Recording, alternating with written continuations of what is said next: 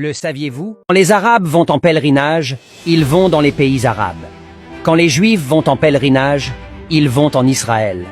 Quand les Chinois vont en pèlerinage, ils vont en Chine. Quand les Indiens vont en pèlerinage, ils vont en Inde. Quand les Occidentaux vont en pèlerinage, ils vont en Occident, Vatican. Quand les rats vont en pèlerinage, ils vont dans un trou à rats. Mais quand la majorité des Africains vont en pèlerinage, ils vont à la Mecque, en Chine, au Vatican, en Inde, en Israël, etc. Aucun Juif, aucun Chinois, aucun Européen, aucun Indien, aucun Arabe, même aucun rat ne vient en pèlerinage en Afrique.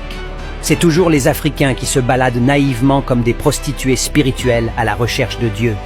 On se demande si c'est Dieu qui est perdu ou si ce sont les Africains qui sont perdus.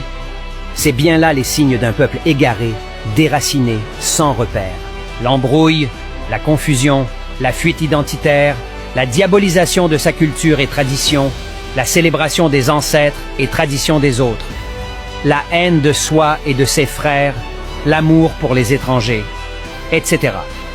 Pour ces Africains égarés, Dieu est partout sauf en Afrique. Ce n'est pas de leur faute.